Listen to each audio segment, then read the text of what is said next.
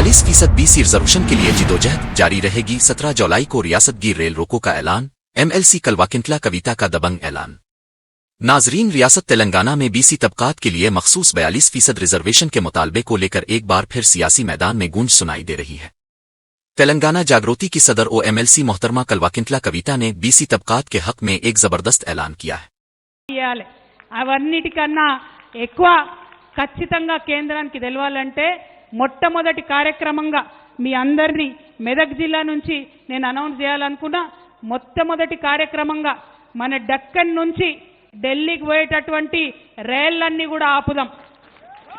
వచ్చే నెల ఇయాల 17 జూను కరెక్ట్ నెల తర్వాత 17 జూలై రోజు రాష్ట్ర వ్యాప్తంగా మీ అందరూ ఒప్పుకుంటే రైల్ రోకో కార్యక్రమం BC బిల్లు కోసం చేస్తామని నేను అనౌన్స్ చేస్తా ఉన్నా. उन्होंने कहा कि 17 जुलाई को रियासत भर में रेलवे रोको तहरीक चलाई जाएगी, जिसमें तमाम BC तंजीमों को शामिल किया जाएगा।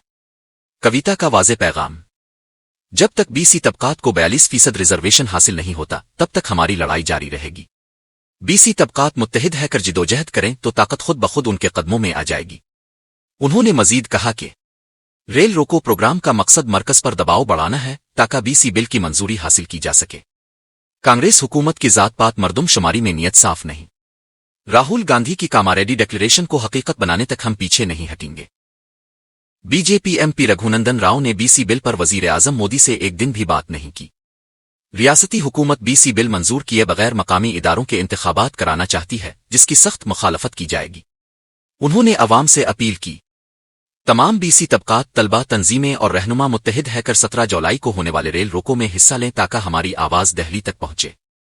नाजरीन, ऐसे ही अहम सियासी और समाजी इश्यूज पर बाखबर रहने के लिए हमारी उर्दू न्यूज चैनल को अभी सब्सक्राइब करें।